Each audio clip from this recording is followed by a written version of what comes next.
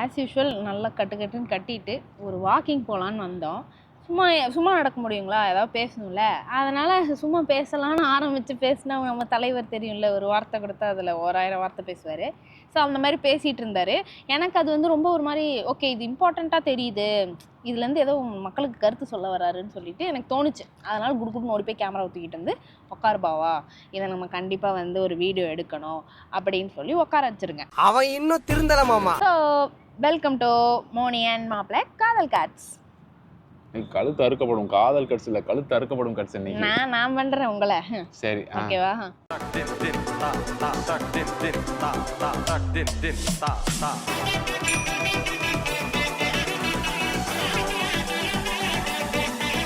So என்ன topic பேசிட்டு இருந்தோம் மாப்பிள்ளை? இப்போ சிம்பிளுங்க. கல்யாணத்துக்கு முன்னாடி என்ன சொல்லி என்னை கல்யாணம் முடிச்ச, கல்யாணத்துக்கு முன்னாடி என்னை எப்படி வச்சிருக்க, இதாங்க அவங்க கேட்ட கொஸ்டின். ஓகேங்களா? கல்யாணத்துக்கு முன்னாடி நான் என்ன சொன்னேன் அதை தான் நான் இப்பவும் சொல்றேன். இல்ல இப்ப நான் மாத்திலாம் எதுவுமே சொல்றேன், ஆனா வேற செய்றீங்கல்ல, அதான் கொஸ்டின். இடம் காலநிலை சுற்றுப்புற சூழல்லாம் நமக்கு ஒத்துழைக்கணும்ல. அதெல்லாம் ஒத்துழைக்கும். கல்யாணம் முடிச்சு 30 வருஷம் ஒன்றும் ஆகல, ஆனதே 1 வருஷம். அதுலயும் வந்து 1 வருஷம் கூட இன்னும் ஆகல எனக்கு. அதுலயும் தனியா கல்யாணம் இருக்கு. எனக்கு கல்யாணம் ஆகி 1 வருஷம் கூட ஆகல. எங்களுக்கு கல்யாணம் ஆகி சரிங்களா, கல்யாணம் ஆகி 1 வருஷம் கூட ஆகல. அதுல ஒரு 3 மாசம் நான் அங்க இருந்து இங்க இருந்தேன் தனியா. ஓகேங்களா? வேலை தேடிக்கிட்டு இருந்தேன். அதுக்கு முன்னாடி பாத்தீங்கன்னா நான் அங்க ஒரு வேலை விட வேண்டிய சுச்சுவேஷன் இருந்துச்சு. அது என்னால இது பண்ண முடியல, வெளியே எங்கேயுமே கூட்டு போக முடியல. நான் நோட்டீஸ் போர்டில் இருக்கிறதுனால லீவெல்லாம் எடுக்க முடியாது, அப்படி ஓடிக்கிட்டு இருந்துச்சு. அதுக்கப்புறம் இங்கே வந்ததுக்கப்புறம் மேடம் அங்கே ரிசைன் பண்ணுறதுக்கு போயிட்டாங்க. அதுக்கப்புறம் என் ஆன்ட்டிக்கு உடம்பு சரியில்லைன்னா அதுக்கப்புறம் 1 மாதம் போயிட்டாங்க. இதில் நாங்கள் எங்கே ஒன்றா இருந்தோம், அதில் நான் வேலையை விட்டுட்டேன். ஃபினான்ஷியல் கிரைசிஸ் ஆல்ரெடி உங்களுக்கே தெரியும், அந்த பிரச்சனைகள் வேற இருக்குது. இது நமக்கு ஆல்ரெடி 1008 பிரச்சனை, இதில் இந்த பிரச்சனை வேறன்னு சொல்லி இந்த பிரச்சனை இருக்குது.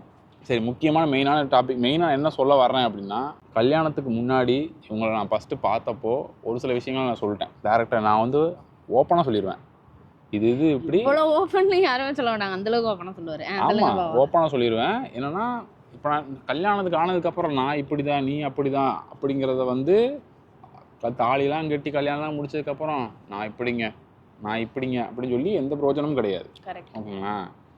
கல்யாணத்துக்கு முன்னாடி ஃபஸ்ட்டு கல்யாணம், வாட் இஸ் கல்யாணம் அப்படின்னு ஒருத்தவங்க ஒரு 2 மார்க்கில் கொஸ்டின் 2 மார்க்காக ஆன்சர் பண்ணுறேன். ரொம்ப பெரிய டாபிக் விட்டு போனால், கல்யாணம் கேட்டாங்கன்னா 2 பக்கம் இருக்காங்கல்ல, இவங்க 2 பேரும் அண்டர்ஸ்டாண்ட் பண்ண ட்ரை பண்ணுறது வாழ்க்கை முழுக்க. ஓகேங்களா? வாழ்க்கையில் ஃபஸ்ட்டு 1 வருஷம் 2 வருஷம் கிடையாது, ஸ்டார்டிங்கில் இருந்து வாழ்க்கையில் கடைசி வருஷம் வரைக்கும் 2 பேரும் ஒருத்தவங்களை பற்றி ஒருத்தவங்க புரிஞ்சுக்கிற ஒரு ப்ராசஸ் தான் கல்யாணம். இதெல்லாம் யாரா உன்கிட்ட கேட்டா, யாரா நீ?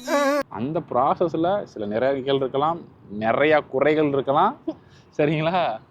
அந்த குறையெல்லாம் இருக்கதான் செய்யும். நிறைய நிறைகளும் இருக்கலாம் நிறைய பேருக்கு. அதை வச்சு மிங்கிள் பண்ணி நமக்கு இல்லையா, ஏன் யாருக்கும் சொல்ற மாதிரி சொல்கிறீர்கள்? கருத்து காமனாக பேசிட்டு இருக்கோம்ல, சபைன்னு வந்துட்டா காமனாக பேசணும்ல. அந்த மாதிரி எங்க 2 மார்க் கொஸ்டின்ங்க, எங்க பண்றீங்க, அவ்வளோதாங்க. அண்டர்ஸ்டாண்ட் பண்ண ட்ரை பண்ணுறதாங்க வாழ்க்கை.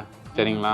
புரிஞ்சுக்கிறது வாழ்க்கை இல்லை, புரிஞ்சுக்க ட்ரை பண்ணுறதான் வாழ்க்கை. ஏன்னா ஒருத்தவங்களை பற்றி ஒருத்தவங்கள முழுசாக புரிஞ்சிக்க முடியாது அவ்வளோ சீக்கிரமே, யாராலையும் புரிஞ்சிக்க முடியாது. ஃபஸ்ட் அப்போ லேடிஸை பற்றி ஜென்ஸால் கண்டிப்பாக 5 வருஷம் 10 வருஷம் வாய்ப்பே இல்லை, புரிஞ்சிக்க முடியாது. அப்படியெல்லாம் இல்லை, கேர்ள்ஸ் ஆர் வெரி சிம்பிள். சில விஷயம் தான் கேர்ள்ஸ் கிட்ட வன்மையா கண்டிக்கிறேன். இந்த ஒரு பிரச்சனை கண்டிப்பா பேசி ஆகும். இந்த ஒரு பிரச்சனைக்குள்ள நான் வரல. சரி 2 பேரும் சண்டை போடாதீங்க. வந்த டாபிக் விட்டு வேற டாபிக்ல கொண்டு போயிட்டாங்க. கல்யாணம் டாபிக் பேசி ஆகணும். சரி, நாங்க பேசுறேங்க அந்த டாபிக். எப்படி சொல்லலாம்? சரிங்க, அந்த டாபிக் நான் பேசுறேங்க, அப்புறமேட்டு வரேங்க. கல்யாணம் 2 மார்க் கொஸ்டின் முடிஞ்சாங்க, அடுத்து வரேங்க 4 மார்க் கொஸ்டின். 4 மார்க் கொஸ்டின்ல 10 மார்க் கொஸ்டின் கூட வச்சுக்கலாங்க.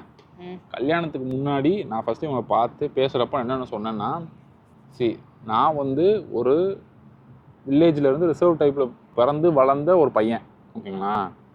எனக்கு இந்த சிட்டி எக்ஸ்போஷர் இருக்குது, ஆனால் வந்துட்டு நான் ஜாலியாக போயிட்டு நிறையா கேஜெட்ஸில் இன்வெஸ்ட் பண்ணுறது, அப்படி இப்படின்னு செலவு பண்ணுறது, அந்த மாதிரி டைப்பு நான் கிடையாது. ஓகேங்களா? இப்போ என்னை அவாய்ட் பண்ணுறாங்க, அந்த மாதிரி டைப் நான் கிடையாது. ஆனால் நான் நான் இவங்களை மீட் பண்ணுறப்பே பார்த்தீங்கன்னா ஆப்பிள் வாட்ச்சு, ஐஃபோனு, சமூகம் பெரிய இடம் போல் இருக்கு. மேடம் காஸ்ட்லியா தான் இருப்பாங்க. ஐயோ இல்ல அது இல்ல எங்க அண்ணனோடது. நான் ஃபர்ஸ்டே ஓப்பனா சொல்லிட்டேன். அது வந்து எனக்கு தெரியாது. அது அவங்க அண்ணனோடது. அவங்க அண்ணன் வந்து அவங்க அண்ணா யூஸ் பண்ணிட்டு அடுத்த போன் அப்கிரேட் பண்றப்போ எங்க அண்ணன் அவங்க அண்ணனேன்ற எங்க அண்ணனே பாவம். அந்த டாபிக்ல நான் வரலங்க.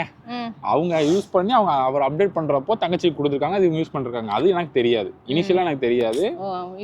பெரிய ஆள் போல நினைச்சிட்டீங்க. ஃபர்ஸ்ட் நான் பாக்குறப்போ என்ன ஆப்பிள் வாட்ச் தான் வச்சிருக்காங்க அப்படின்னு சொல்லிட்டு இது பண்ணிட்டு இருந்தேன். ஓகேங்களா? இவளை சூஸ் பண்ணலாமா வேணாமா? அப்படி இல்ல, சூஸ் பண்றதெல்லாம் இல்ல. இங்க என்னத்த சூஸ் பண்றதுக்கு இருக்கு? நான் நார்மலா கேஜெட்ஸ்ல பெருசா இன்வெஸ்ட் பண்ணாம சாதாரண ஒரு ஆண்ட்ராய்ட் போன் தான் யூஸ் பண்றேன். இப்பயும் அதே ஆண்ட்ராய்ட் போன் தான் வச்சிருக்கேன். ஓகேங்களா? அது எனக்கு ஒரு பரிசா வந்த போனு. அதே பரிசா வந்த போனா வச்சுக்கிட்டு இருக்கேன். அவரு தான் மாத்த மாட்டேங்கிறாரு. இது சிம்பிளான ஒரே ஒரு கருத்தாங்க. அவரு இப்ப ஆக்சுவலி அவரோட கேலரி எடுத்து பார்த்தோம்னா வருஷத்துக்கு ஒரு போட்டோ தான் வச்சிருப்பாரு. ஈஸியா நம்ம வந்து இப்ப நம்ம கேலரி எல்லாம் எடுத்தோம்னா டிராவல்ஸ் பண்ணி வருஷ கணக்கா போய் பாக்குறது ரொம்ப கஷ்டமான விஷயம். ஆனா இவர் போன்ல பாத்தீங்கன்னா 24, 23, 22 அப்படின்னு லைனா ஒரு போட்டோ தான் வச்சிருப்பாரு. ஒரு வருஷத்துக்கு ஒரு 4 போட்டோ தான் வச்சிருப்பாரு. அது நம்ம ஈஸியா போய் எல்லாத்தையும் பாத்திரலாம். அதுல ஒரு 2-3 டாக்குமெண்ட்ஸா இருக்கும். அந்த போட்டோ வச்சிருப்போம். அதை தான் வச்சிருப்பாரு. அவர் போன்ல போட்டோன்றதே ஒண்ணு கிடையவே கிடையாது. மெயினா யூஸ் பண்றது வாட்ஸ்அப்புக்கு, மத்த ப்ரொஃபஷனலா எதுக்கு தேவையோ அதுக்கு தான் வச்சிருக்காரு. மத்தபடி இந்த போன் எதுக்குமே யூஸ் ஆகாது.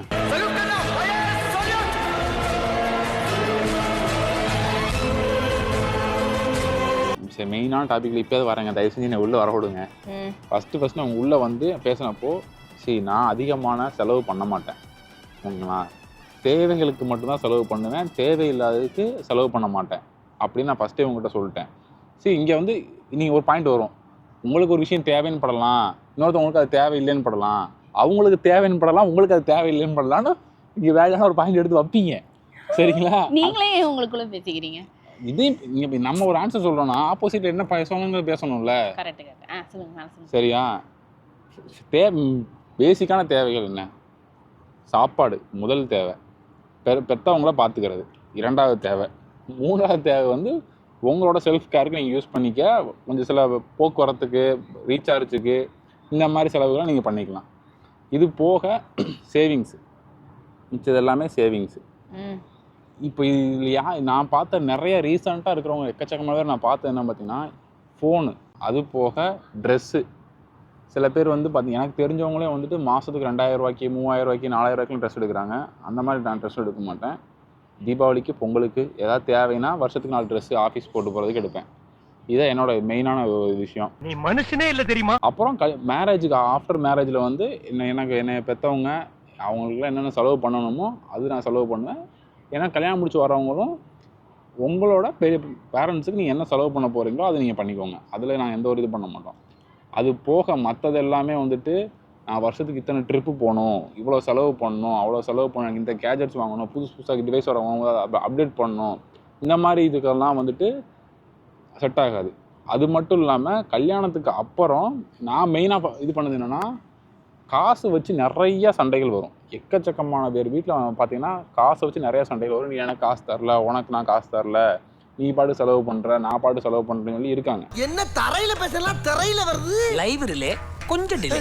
அதில் எனக்கு பெருசாக உடன்பாடு கிடையாது. நான் என்ன நினைப்பேன் அப்படின்னா சரி நம்ம 2 பேருமே சம்பாதிக்கிறோம், இது உன் காசு என் காசுன்னு கிடையாது.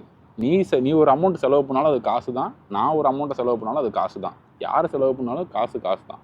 அனாவசியமான செலவுகள், அத்தியாவசிய செலவுகள் நான் சொல்ல வரல, அனாவசியமாக நீங்கள் செலவு பண்ணீங்கன்னா அதுக்காக என்ன சொல்லணும்னா 2 பேரோட சேலரியும் ஒரு சேவிங்ஸ் அக்கௌண்ட்டில் வச்சுக்கலாம்.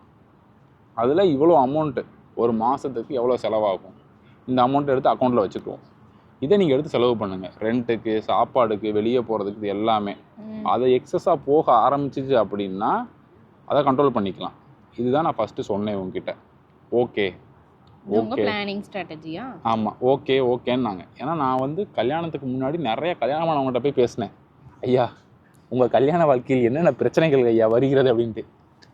அது ஏன் தம்பி கேட்குறீங்க? சரி சொல்லாம போ, உங்ககிட்ட சொல்லாம இந்த நாய் வேற யாருக்கிட்டே போய் சொல்லு. சரி சொல்லு நாயே. பிரச்சனைகள் போனால் ஒரு பிரச்சனைகள், வந்தால் ஒரு பிரச்சனைகள். நாங்கள் என்ன பிரச்சனை பார்த்தீங்கன்னா இஎம்ஐ தாங்க முதல்ல. நான் அங்கே பேசினாலும் சரி, எங்கே பேசினாலும் சரி, இஎம்ஐ தாங்க முதல் பாயிண்ட்டாக வைப்பாங்க.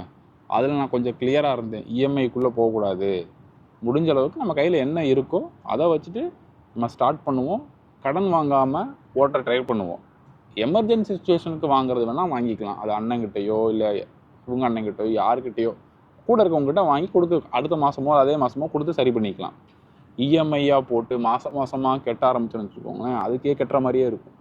ஏன்னா எங்கள் வீட்டில் எங்கள் அம்மா என்ன சொல்லுவாங்க அப்படின்னா, இஎம்ஐ. எங்கள் அண்ணன் சொல்லுவான், கடன் வாங்காதீங்க, இஎம்ஐ வாங்கினீங்கன்னா மாதம் கட்டிக்கினே இருக்க வேண்டியிருக்குன்னு சொல்லுவாங்க. அதுலேருந்து சின்ன வயசுலேருந்தே, இப்போ இல்லை கல்யாணத்துக்கு அப்புறம் இல்லை, சின்ன வயசுலேருந்தே கடன் வாங்கி செலவு பண்ணுறோன்னா அதுக்கு நம்ம ஒரு மாதிரி பழக்கப்பட்டுருவோம். நம்மக்கிட்ட காசே இல்லாட்டாலும் நம்ம வாங்கி பண்ணிக்கலாங்கிற ஒரு முடிவுக்கு வந்துடுவோம் அப்படின்னாங்க. ஸோ காசு இல்லைன்னா காசு இல்லை, அதை அப்பயே கட் ஆஃப் பண்ணு, அடுத்தோ எப்போ காசு வருதோ சேர்த்து வச்சு வாங்கிக்கலாம் அப்படிங்கிற மைண்ட் செட்டுக்கு வந்தேன். இது எல்லாத்திட்டையும் மேடம்கிட்ட எக்ஸ்பிளைன் பண்ணுங்க. சரின்னு சொன்னாங்க.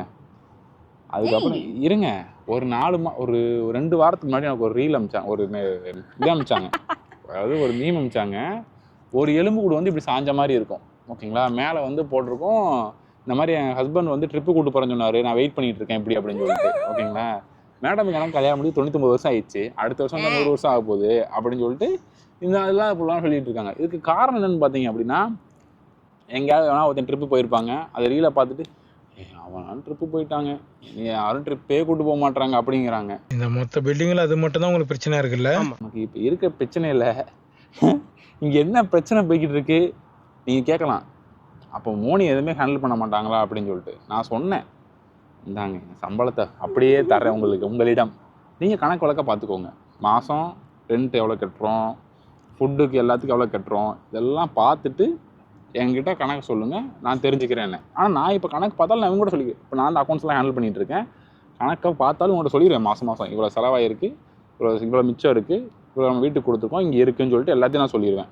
இதே நீங்கள் பண்ணுங்கன்னா அதெல்லாம் என்ன பண்ண முடியாது, அது மண்டவலிக்குது, இதே எவ்வளோ நான் பார்த்துக்கிட்டு இருக்கிறது அப்படின்றாங்க. சரி நீங்கள் பொறுப்பை ஏற்றுக்கோன்னு சொன்னாலும் ஏற்றுக்க மாட்டுறாங்க, சரி நாங்கள் பார்த்துக்குறோம் அப்படின்னு சொன்னாலும் ஆசை கொடுக்க மாட்டீங்க, எதுக்கு எடுத்தாலும் இத்தனை கணக்கு கேட்குறீங்க அப்படின்னு சொல்கிறாங்க. இன்சல்ட், ரொம்ப கேவலப்படுத்துறான். நான் எவ்வளோ சொன்னேன்?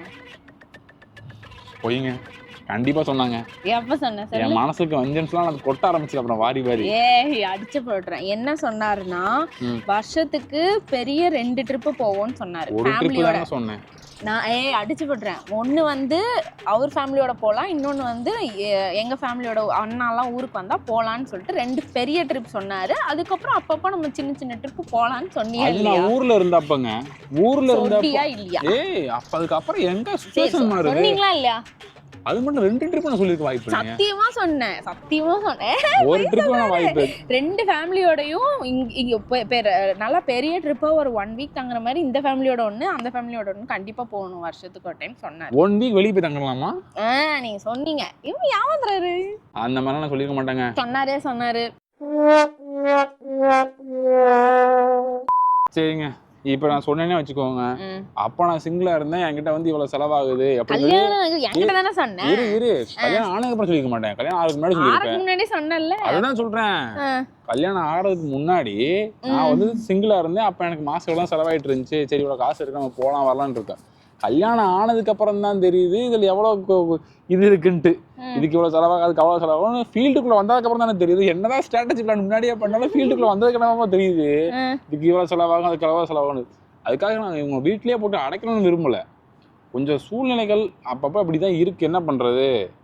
நான் வந்து இவர் ஊருக்கு நான் வந்து பெரிய இன்டர்நேஷனல் ட்ரிப்லாம் ஆசைப்படலைங்க, சின்ன சப்பையா ஊட்டி கொடைக்கானல் இந்த மாதிரி எனக்கு வந்து ரொம்ப வந்து போய் என்ஜாய் பண்ணணும், பெரிய அட்வென்ச்சர்லாம் பண்ணணும்லாம் ஆசை இல்லை. போய் ஒரு நிம்மதியாக ஒரு ரெஸ்ட் எடுக்கணும், கொஞ்சம் பீஸ்ஃபுல்லாக இருக்க மாதிரி ஒரு பிளேஸுக்கு போகணும், ஒரு கார் டிரைவ் அந்த மாதிரி தான் நான் வந்து எக்ஸ்பெக்ட் பண்ணுவேன். ரொம்ப பெரிய ட்ரிப்லாம் நான் எக்ஸ்பெக்ட் பண்ணுவேன். ஆமாம், ஆனால் எங்களுக்கு அப்போ டைம் இல்லை, அதான் உண்மை.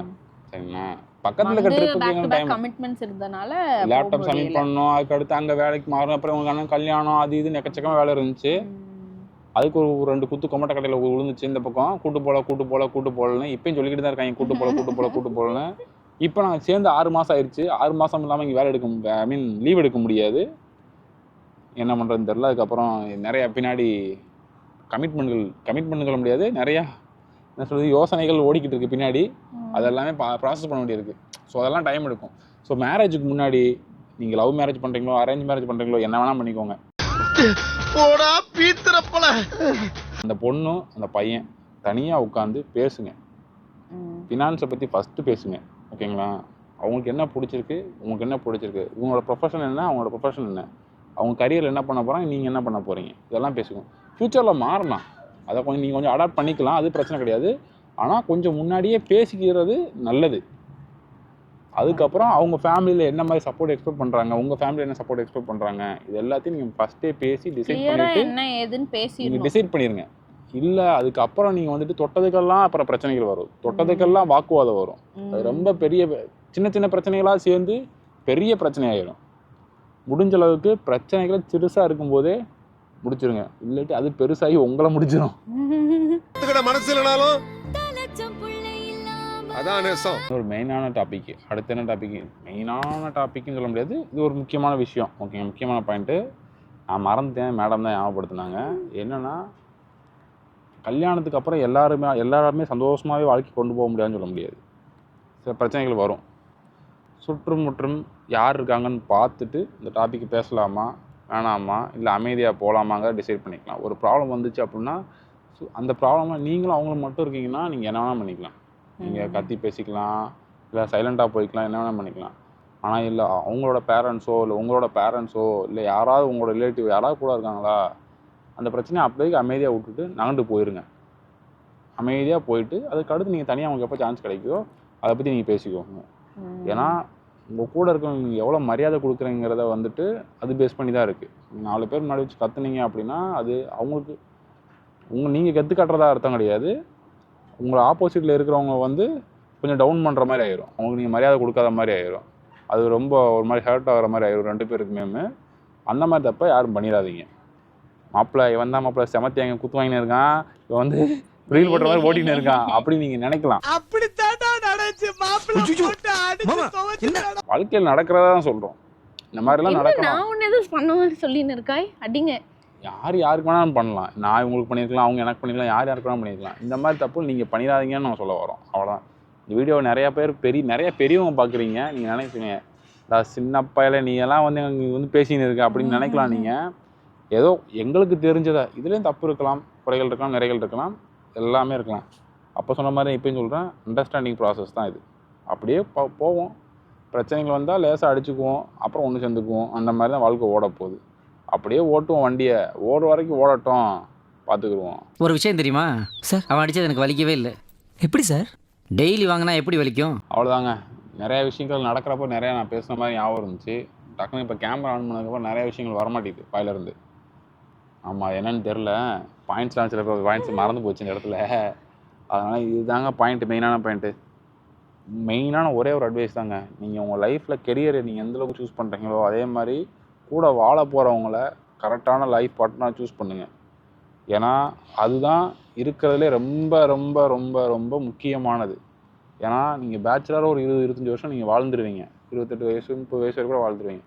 மிச்சம் இருக்குது பார்த்தீங்களா ஒரு 25 வருஷம், அதை நீங்கள் பீஸ்ஃபுல்லாக சந்தோஷமாக வாழணும் அப்படின்னா கூட இருக்க ஆள் தான் அதை டிசைட் பண்ண போகிறாங்க.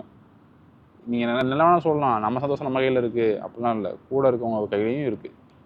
அவங்க கூட நீங்கள் சந்தோஷமாக வாழணும் அப்படின்னா கல்யாணத்துக்கு முன்னாடியே வந்துட்டு ஓகே இவங்க கூட தான் நம்ம வாழ போகிறோம், அதுக்கு நீங்கள் மைண்ட் ப்ரிப்பேர் ஆகிட்டு அதுக்கப்புறம் அந்த ப்ராசஸ்க்குள்ளே போகணும்.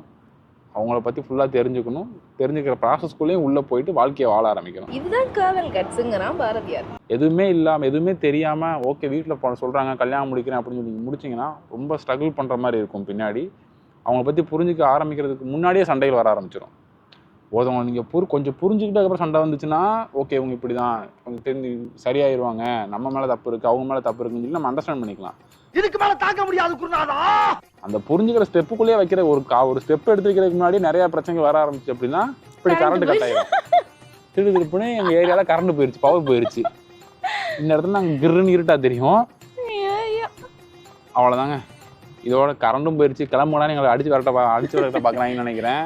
அங்கே இதோட கதையை முடிச்சுக்கிறோம். இந்த கடைசி ஒரு 40 செகண்ட் இருட்டில் வரும், சரிங்களா? பின்னாடி இருக்க வெளிச்சத்தில் தெரியுதா?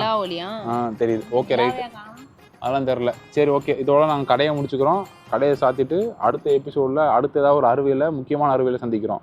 மறுபடியும் முதல்ல இருந்தா வணக்கம்.